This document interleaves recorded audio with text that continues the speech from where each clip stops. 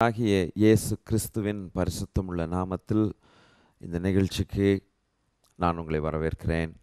கர்த்தருடைய வார்த்தையை நாம் இந்த நாளில் தியானிக்கப் போகிறோம். ஆண்டவருடைய வார்த்தை நமக்கு மிகுந்த ஆசீர்வாதத்தையும் பலனையும் கொண்டு வருகிறதாக இருக்கிறது. எபிரேய புஸ்தகத்தின் 10வது அதிகாரத்தில் நான் உங்களுக்காக சில வசனங்களை வாசிக்கிறேன். அதன் ஆதாரத்தில் நாம் தேவனுடைய செய்தியை கேட்போமாக. எபிரேயர் 10வது அதிகாரம் 35வது வசனத்திலிருந்து 39வது வசனம் வரைக்கும் நான் உங்களுக்காக வாசிக்கிறேன். ஆகையால் மிகுந்த பலனுக்கு ஏதுவான உங்கள் தைரியத்தை விட்டுவிடாதிருங்கள். நீங்கள் தேவனுடைய சித்தத்தின்படி செய்து வாக்குத்தத்தம் பண்ணப்பட்டதை பெறும்படிக்கு பொறுமை உங்களுக்கு வேண்டியதாக இருக்கிறது. வருகிறவர் இன்னும் கொஞ்ச காலத்தில் வருவார், தாமதம் பண்ணார். விசுவாசத்தினாலே நீதிமான் பிழைப்பான். பின்வாங்கி போவானானால் அவன் மேல் என் ஆத்துமா பிரியமாயிராது என்கிறார். நாமோ கெட்டுப்போக பின்வாங்குகிறவர்களாய் இராமல் ஆத்துமா ஈடேற விசுவாசிக்கிறவர்களாய் இருக்கிறோம். பிரியமானவர்களே, கர்த்தருடைய வார்த்தையில் நாம் பார்க்கிறது என்னவென்றால், மிகுந்த பலனுக்கு ஏதுவான உங்கள் தைரியத்தை விட்டுவிடாதிருங்கள் என்று எபிரேய ஆக்கியோன் அழகான ஒரு ஆலோசனை சொல்லுகிறதை பார்க்கிறோம். ஏன் என்று கேட்டால், தேவனுடைய சித்தத்தின்படி நாம் ஆண்டவருக்கு பிரியமானவர்களாய் கீழ்ப்படுகிற பிள்ளைகளாக இருப்போமானால், விசுவாசிக்கிற பிள்ளைகளாக இருப்போமானால், நாம் தேவன் நமக்காக வாக்குத்தத்தம் பண்ணினதை சுதந்திரித்து கொள்வோம் என்கிற காரியத்தை ஆண்டவர் நமக்கு அழகாய் வெளிப்படுத்தி காட்டியிருக்கிறார். இந்த நிகழ்ச்சியிலே உங்களுக்கு 3 நபர்களை குறித்து நான் விசேஷமாக உங்களோடு பகிர்ந்து கொள்ள ஆசைப்படுகிறேன். நம்முடைய குணாதிசயங்கள், நாம் தேவனை பின்பற்றுகிற காரியங்கள் நல்ல காரியங்களாக இருக்குமானால் நமக்கு நல்ல பலன் கிடைக்கும். பிரியமானவர்களே, தேவனை நாம் விசுவாசிக்க வேண்டும், நம்மை உண்டாக்கினவரை விசுவாசிக்க வேண்டும். பிரியமானவர்களே, ஆதியாகமம் 13வது அதிகாரத்தில் நாம் ஆபிரகாமுடைய சரித்திரத்தை பார்க்கிறோம். அவனுக்குள்ளே இருந்ததான ஒரு நல்ல குணம் ஆண்டவரை விசுவாசிக்கிற ஒரு குணமாக இருந்தது. தேவன் சொல்லும் பொழுது அதை விசுவாசித்து அதை நம்பி அவருக்கு கீழ்ப்படிவோமானால் நம் ஆசீர்வாதங்களை பெற்றுக்கொள்கிறது உறுதி. இந்த மனுஷனுடைய வாழ்க்கையில் முதல் ஆரம்ப கட்டத்தை நாம் பார்க்கும் பொழுது 12வது அதிகாரத்திலிருந்து நாம் ஆபிரகாமுடைய சரித்திரத்தை மிகவும் ஆழமாக விரிவாக நாம் பார்க்க முடிகிறது. 11வது அதிகாரத்தின் கடைசி பகுதிகளிலே பார்க்கும் பொழுது ஆபிரகாம் தன்னுடைய தகப்பனும் தன்னுடைய மனைவியும் தன்னோடு கூட தன் சகோதரனாகிய லோத்து என்கிற மனுஷனோடும் கூட புறப்பட்டு போகிறதை நாம் பார்க்கிறோம். அப்பொழுது கர்த்தருடைய வார்த்தை சொல்லுகிறது, தன்னுடைய தகப்பனாகிய தேராகுடைய ஆயுசு நாட்கள் அவனுடைய வாழ்க்கை அத்தோடு முடிகிறது. அதற்கு பின்பு தேவன் ஆபிரகாமை சந்திக்கிறதாக பார்க்கிறோம். 12வது அதிகாரத்தின் முதல் வசனத்திலே கர்த்தர் ஆபிரகாமை நோக்கி, நீ உன் தேசத்தையும் உன் இனத்தையும் உன் தகப்பனுடைய வீட்டையும் விட்டு புறப்பட்டு நான் உனக்கு காண்பிக்கும் தேசத்துக்கு போ என்று சொல்லுகிறதாக பார்க்கிறோம். காரணம் என்ன? நான் உன்னை பெரிய ஜாதியாக்கி உன்னை ஆசீர்வதித்து உன் பேரை பெருமைப்படுத்துவேன். நீ ஆசீர்வாதமாயிருப்பாய். உன்னை ஆசீர்வதிக்கிறவர்களை ஆசீர்வதிப்பேன், உன்னை சபிக்கிறவனை சபிப்பேன். பூமியில் உள்ள வம்சங்களெல்லாம் உனக்குள் ஆசீர்வதிக்கப்படும் என்றார். பாருங்கள் பிரியமானவர்களே, ஆண்டவர் இங்கே நல்ல வாக்குத்தத்தங்களை, அருமையான வாக்குத்தத்தங்களை ஆபிரகாம் என்கிற ஒரு மனுஷனுக்கு கொடுக்கிறார். இன்றைக்கும் கூட நமக்கும் கர்த்தர் அருமையான வாக்குத்தத்தங்களை கொடுத்திருக்கிறார் என்று வேதத்திலே வாசிக்கிறோம். பேதுரு என்கிற அப்போஸ்தலன் இதை குறித்து எழுதும் பொழுது, பேதுரு எழுதிய 2வது நிருபம் அதில் முதல் அதிகாரத்தில் நாம் பார்க்கிறோம். 4வது வசனத்தில் பார்க்கும் பொழுது, இச்சையினால் உலகத்தில் உண்டான கேட்டுக்கு தப்பி திவ்ய சுபாவத்துக்கு நாம் பங்குள்ளவர்கள் ஆகும் பொருட்டு மகா மேன்மையும் அருமையுமான வாக்குத்தத்தங்கள் அவைகள்னாலே நமக்கு கொடுக்கப்பட்டிருக்கிறது என்று நாம் வாசிக்கிறோம். புதிய ஏற்பாட்டு விசுவாசிகளாயிருந்தாலும் சரி, பழைய ஏற்பாட்டு விசுவாசிகளாயிருந்தாலும் சரி, தேவன் அருமையான வாக்குத்தத்தங்களை தமது ஜனத்துக்கு கொடுத்திருக்கிறார். நன்றாக கவனிக்க வேண்டும். ஆபிரகாமுக்கு இந்த வாக்குத்தத்தங்களை கொடுக்கும் பொழுது அதற்கு முன்பு ஒரு நிபந்தனையை கர்த்தர் வைக்கிறார். கர்த்தர் ஆபிரகாமை நோக்கி, உன் தேசத்தையும் உன் இனத்தையும் உன் தகப்பனுடைய வீட்டையும் விட்டு புறப்பட்டு நான் உனக்கு காண்பிக்கும் தேசத்துக்கு போ என்று சொன்னால் என்ன அர்த்தம்? ஒரு கீழ்ப்படிதல் இந்த இடத்துல மிகவும் அவசியமாக இருக்கிறது. உலகத்தாரால் நடத்தப்படக்கூடிய நிலைமையிலிருந்து நாம் தேவனால் நடத்தப்படக்கூடிய ஒரு நிலைமைக்குள் வர வேண்டியது மிகவும் அவசியம். ஆண்டவர் சொல்லுகிறதை பாருங்கள். இதுவரைக்கும் ஆபிரகாம் ஒருவேளை தன்னுடைய இனத்தார், தன்னுடைய சந்ததியார் அல்லது தன்னுடைய தகப்பனோ அல்லது அவனுடைய உற்றார் உறவினர்களோ நடத்துகிறதான நடத்திப்புக்குள் இருந்ததாக நாம் பார்க்கிறோம். ஆண்டவர் அவனை ஒரு வேறு பிரித்தல் வாழ்க்கைக்குள்ளாக அவனை வரவழைக்கிறது அவசியம் என்று தேவன் கண்டார். எனக்கு அருமையானவர்களே, அந்த வார்த்தையில் பார்க்கும் பொழுது, நான் உனக்கு காண்பிக்கும் தேசத்துக்கு போ என்று சொன்னால், இனி உன்னை நடத்துகிறது நான் தான். இதுவரைக்கும் உன்னுடைய சொந்தமானவர்கள், உற்றத்தார்கள் அல்லது இதுவரைக்கும் உன்னுடைய வீடு, உன்னுடைய இனத்தார், அவர்கள் சொல்படி நீ நடந்திருந்திருக்கிறாய். ஆனால் இனி நான் உன்னை நடத்தப் போகிறேன். என்னுடைய ஆளுகைக்குள்ளாக நீ வரும் பொழுது, என்னுடைய நடத்திப்புக்குள்ளாக நீ வரும் பொழுது, நான் இப்பொழுது சொல்லுகிறதான ஆசீர்வாதங்களை நான் உனக்கு தருவேன். அருமையான ஆண்டவருடைய பிள்ளைகளே, எவ்வளவு அவசியம் என்பதை பாருங்கள். கர்த்தருடைய ஆளுகைக்குள்ளாக நாம் வர வேண்டியதும், ஆண்டவருடைய வார்த்தைகளை, கமாண்ட்மெண்ட்ஸ் என்று சொல்லுகிறோமே, கட்டளைகளை நாம் விசுவாசித்து அவருக்கு கீழ்ப்படுகிறது எவ்வளவு அவசியம் என்கிறதை நாம் இந்த சத்தியத்தில் பார்க்கிறோம், இந்த அதிகாரத்தில் பார்க்கிறோம். இவனுடைய ஆபிரகாம் என்கிற மனுஷனுடைய இருதயம் ஒரு கீழ்ப்படுகிற இருதயமாக இருந்தது. அருமையானவர்களே, நம்மிலே எத்தனை பேர் 100க்கு 100% ஆண்டவர் சொல்லுகிறதற்கு அப்படியே கீழ்ப்படுகிறோம்? கீழ்ப்படிதலில் வித்தியாசங்கள் உண்டு, வித்தியாசமிதமான சதவீதங்கள் உண்டு. எல்லாருடைய கீழ்ப்படிதலும் 100க்கு 100 இருக்கும் என்று சொல்ல முடியாது கர்த்தருடைய பிள்ளைகளே. ஆனால் இந்த மனுஷன் வேதத்திலே நமக்கு ஒரு நல்ல உதாரணமாக கர்த்தர் வைத்திருக்கிறார். கர்த்தருடைய வேதம் என்ன சொல்லுகிறது பாருங்கள். மேகம் போன்ற இத்தனை திரளான சாட்சிகள் நம்மை சூழ்ந்திருக்கிறது என்று சொல்லுகிறது. அந்த திரளான சாட்சிகளில் ஆபிரகாம் என்கிற ஒரு மனுஷனும் சாட்சியாக இருக்கிறான். கர்த்தருடைய வார்த்தையில் சொல்லப்பட்டதான ஆசீர்வாதங்களை ஆபிரகாம் எளிதிலே சுதந்திரித்து கொண்டான். இன்றைக்கு ஆசீர்வாதங்கள் வேண்டும் என்று சொல்லுகிறவர்கள் அநேகர் உண்டு.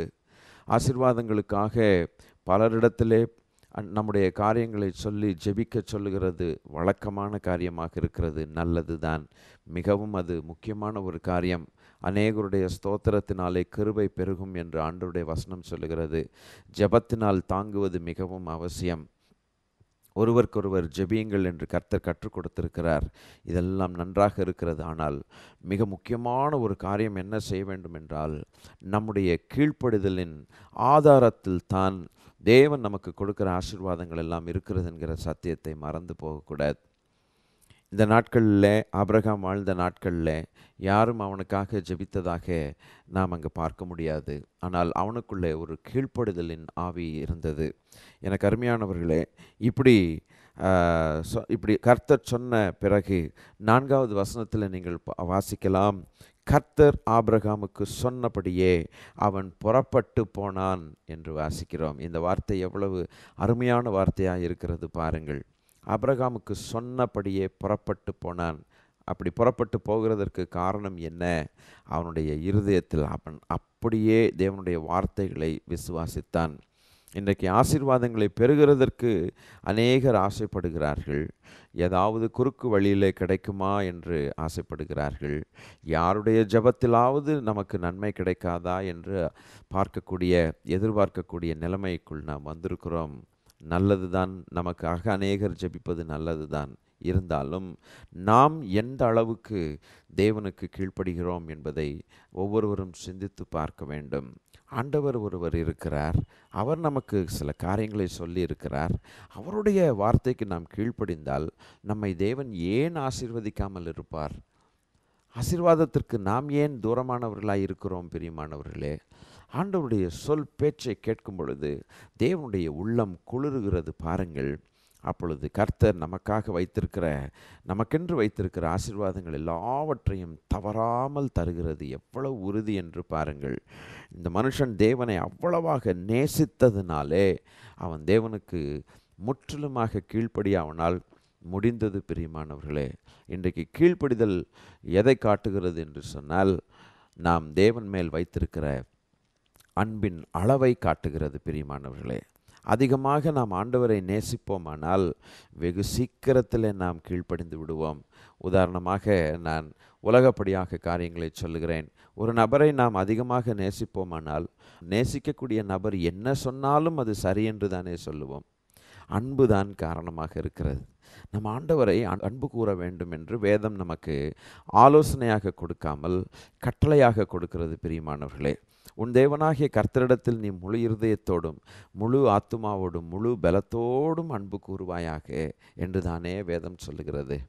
நம்முடைய கர்த்தராகிய இயேசு கிறிஸ்துவானவர் நம்மிடத்தில் அவர் அன்பு கூர்ந்தார் அல்லவோ? ஆண்டவருடைய வசனம் என்ன சொல்லுகிறது? பிரியமானவர்களே, நீங்கள் என்னை தெரிந்து கொள்ளவில்லை, நீங்கள் என்னிடத்தில் அன்பு கூறவில்லை, நான் உங்களிடத்தில் அன்பு கூர்ந்தேன் என்று கர்த்தர் சொன்னாரேல். ஆகவே பிரியமானவர்களே, தேவனிடத்தில் அன்பு கூறுவது நமக்கு மிகவும் அவசியம். பிரியமானவர்களே, ஆண்டவர் அன்பாகவே இருக்கிறார் என்று எழுதியிருக்கிறது. சரி, ஒரு பக்கம் இருக்கட்டும். ஆபிரகாமுடைய வாழ்க்கையில் இந்த விசுவாசம் அன்பின் அடிப்படையில் வரக்கூடிய விசுவாசம், அன்பின் அடிப்படையில் வரக்கூடிய விசுவாசத்தினால் வருகிற விளைவுதான் கீழ்ப்படிதல். By product. கீழ்ப்படிதல் என்று சொல்லும் பொழுது ப்ராடக்டாக அது கிடைக்கிறது. அந்த கீழ்ப்படிதல் தேவனை மகிழ்ச்சிக்குள்ளாக்கும் அல்லது ஆண்டவரை பிரியப்படுத்தும். பிரியமானவர்களே, இந்த மனுஷனுடைய வாழ்க்கையை குறித்து நாம் தொடர்ந்து வாசிப்போம் என்று சொன்னால், இவன் எப்பொழுதெல்லாம் ஆண்டவர் வார்த்தைகளை சொன்னாரோ, ஆசீர்வாதமான காரியங்களை சொன்னாரோ, அந்த நிபந்தனைக்கு உட்பட்டவனாய் அவன் தேவனை தொழுது கொண்டான் என்று வாசிக்கிறோம். தேவனை தொழுது கொள்ளுகிற ஒரு காரியம், வர்ஷிப் எப்படி நடக்கிறது என்று சொன்னால், எப்படி ஆரம்பிக்கிறது என்று சொன்னால், ஆண்டவரிடத்தில் அன்பு காட்டி விசுவாசித்து கீழ்ப்படியும் பொழுது நாம் அவரை தொழுது கொள்ள ஆரம்பிக்கிறோம்.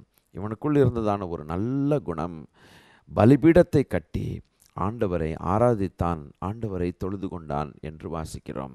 பிரியமானவர்களே, நம்முடைய இருதயம் எந்த அளவுக்கு தேவனிடத்தில் அன்பாயிருக்கிறது, எந்த அளவுக்கு நாம் தொழுது கொள்ளுகிறோம், எந்த அளவுக்கு ஆண்டவரை நாம் கனப்படுத்துகிறோம்.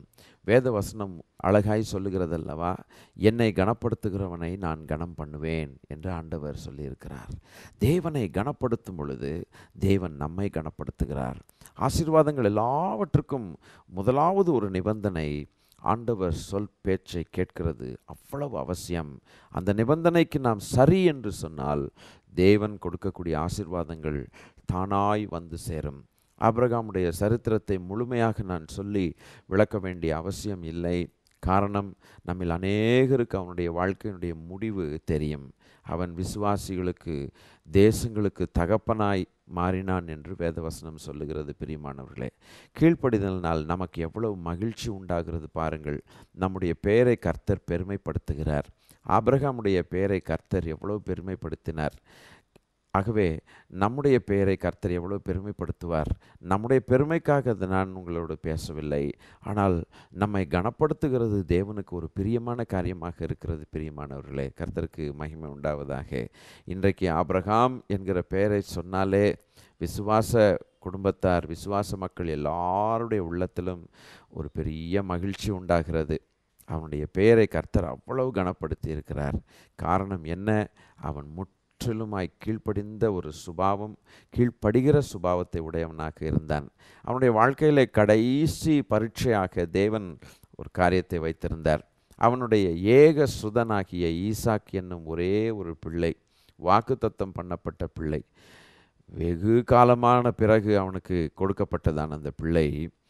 அந்த பிள்ளையை கொண்டு போய் நீ பலியிடு என்று சொல்லும் பொழுது அவன் கொஞ்சமும் யோசிக்காமல், சற்றேனும் யோசிக்காமல், என் தேவன் எனக்கு சொன்னார் என்று தன்னுடைய இருதயத்தில் நிச்சயப்படுத்தி கொண்டு ஆண்டவருடைய சத்தத்தை கேட்டு மனுஷனுக்கு கீழ்ப்படிவதை பார்க்கலும் தேவனுக்கு கீழ்ப்படிவது நல்லது என்று அவன் தன்னுடைய குமாரனையும் கூட பார்க்காமல், வாக்குத்தத்தம் பண்ணப்பட்ட நீர்தானே கொடுத்தீர் என்று கூட திரும்பி கேட்காமல் அவன் பலியிடுகிறதற்கு முற்பட்டான் என்று வாசிக்கிறோம்.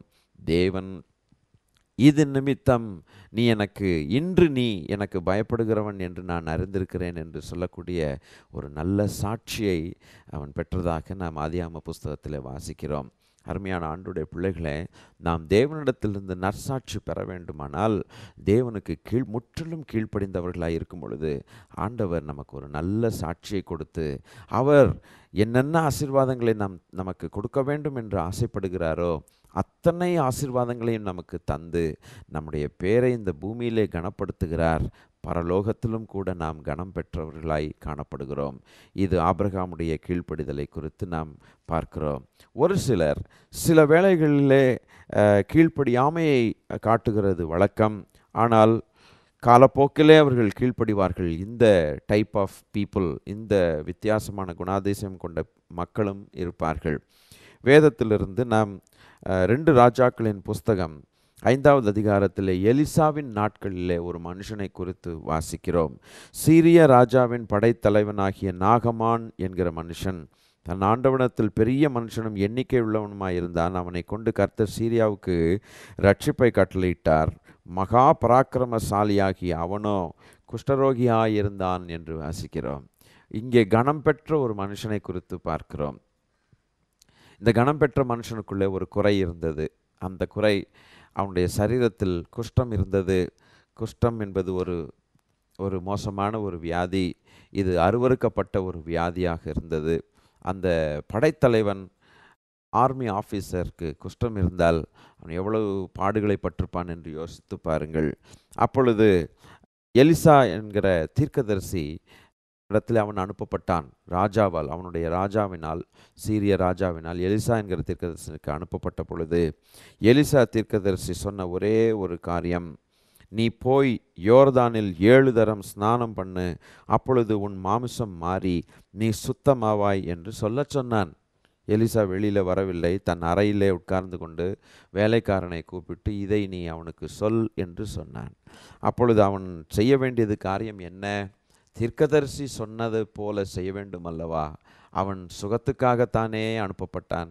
எனக்கு சுகம் வேண்டும் என்று ஆசையோடு தானே வந்தான். ஆனாலும் அருமையான ஆண்டவருடைய பிள்ளைகளே, அவனுடைய இருதயத்தில் சற்று விசனம் இருந்தது.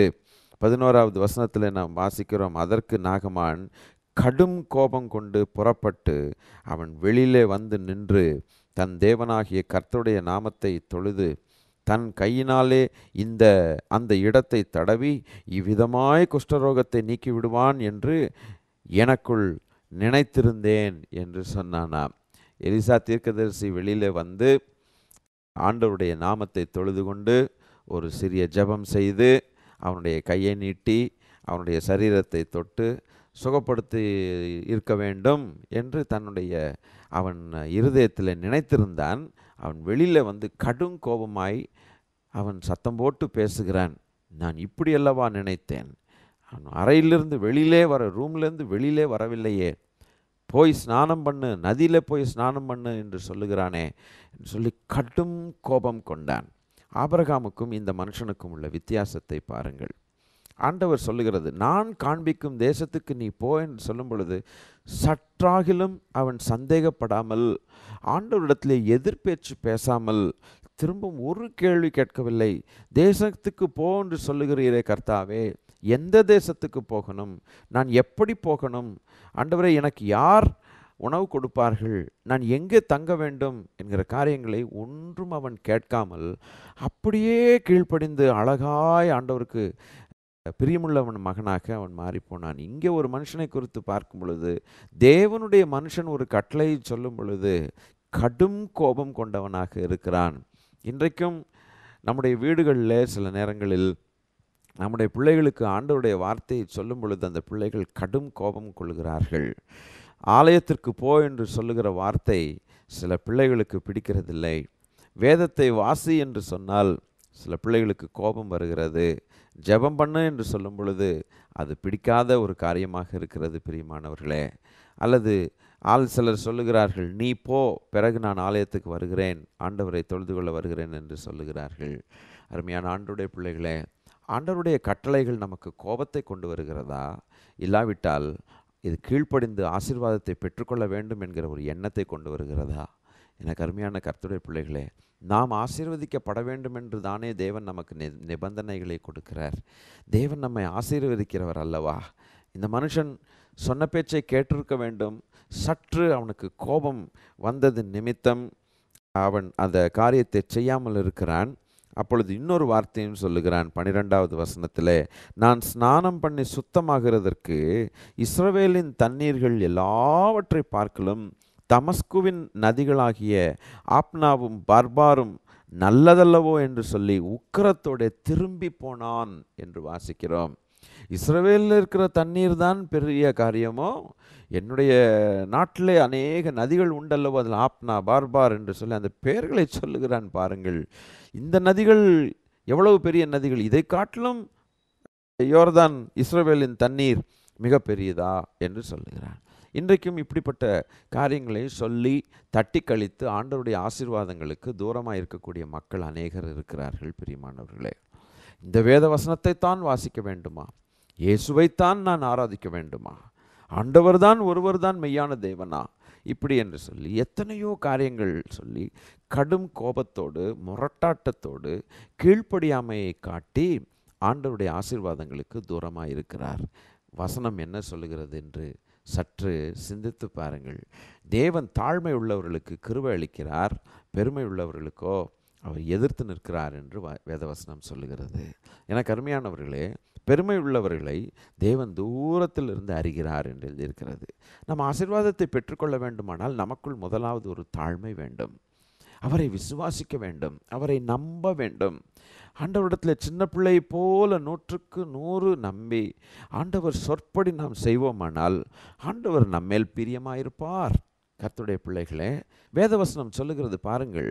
கர்த்தர் இஸ்ரவேல் ஜனத்தை நடத்தினாராம், ஆனால் அநேகரிடத்தில் அவர் பிரியமாக இருந்ததில்லை என்று வாசிக்கிறோம். இந்த மனுஷன் குறித்து பார்க்கும்போது உக்கிரத்தோடு திரும்பி போனாலும் கூட 13வது வசனத்தில் அவன் ஊழியக்காரர் சமீபத்தில் வந்து அவனை நோக்கி, தகப்பனே, அந்த தீர்க்கதரிசி ஒரு பெரிய காரியத்தை செய்ய உமக்கு சொல்லியிருந்தால் அதை நீர் செய்வீர் அல்லவா?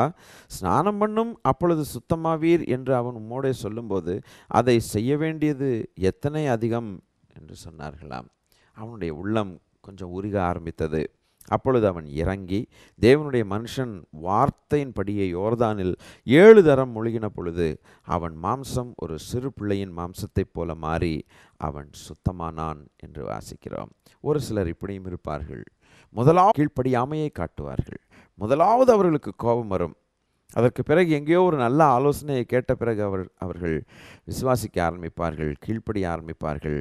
அவர்களுடைய ஆசீர்வாதத்தை அவர்கள் பெற்றுக்கொள்வார்கள். இதுவும் நல்ல காரியமாகத்தான் இருக்கிறது. ஆனால் மத்தேயு 19வது அதிகாரத்தில் ஒரு மனுஷனை குறித்து வாசிக்கிறோம். ஒரு பணக்கார மனுஷன் ஆண்டவரிடத்தில் வந்து சொன்னான், நல்ல போதகரே, நான் பரலோக ராஜ்யத்துக்கு வர வேண்டுமானால் என்ன செய்ய வேண்டும் என்று ஒரு ஆலோசனையை கேட்டான். அப்பொழுது ஆண்டவர் சொன்ன வார்த்தை, கட்டளைகளை கீழ்ப்படி என்று சொன்னார், கைக்கொள் என்று சொன்னார். அந்த மனுஷன் சொன்னான், அந்த வாலிபன் சொன்னான், சிறுவயது முதல் நான் கற்பனைகளை கைக்கொள்ளுகிறேன் என்று சொன்னான்.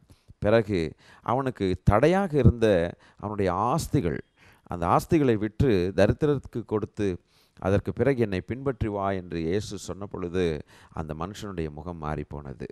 அந்த மனுஷன் கீழ்ப்படியாமையை காட்டினான், திரும்பி போய்விட்டான் என்று வாசிக்கிறோம். அருமையான ஆண்டவருடைய பிள்ளைகளே, அவன் பரலோக ராஜ்யத்தில் பிரவேசிக்க கூடாமல் போனது. காரணம் என்ன? அவன் கீழ்ப்படியாமை காட்டுகிறதுக்கு காரணம் அவனை பிடித்து வைத்திருந்த ஆஸ்திகள். இன்றைக்கு உலகத்தில் நம்மை பல காரியங்கள், உலகத்தின் காரியங்கள், சிற்றின்பங்களோ அல்லது உலக ஐஸ்வர்யத்தின் மயக்கமோ நம்முடைய மனக்கண்களை குருடாக்கி போடும், ஆண்டவருக்கு கீழ்ப்படியாமை காட்ட வைக்கும். இப்படிப்பட்ட காரியங்கள் நம்மளே இருக்குமானால் இன்றைக்கு அவைகளை உதறி தள்ளிவிட்டு ஆண்டவருடைய வார்த்தைக்கு கீழ்ப்படுகிறது எவ்வளவு அவசியம் என்பதை பாருங்கள். 3 நபர்களை குறித்து நான் உங்களுக்கு சொன்னேன். ஒரு நபர் அபிரகாம் என்கிற மனுஷன் நிபந்தனையை அப்படியே ஏற்றுக்கொண்டு சற்றாகிலும் சந்தேகப்படாமல் ஆண்டவரை முறுமுறுக்காமல் அவன் கீழ்ப்படிந்து பெரிய ஆசீர்வாதத்தை பெற்றுக்கொண்டான்.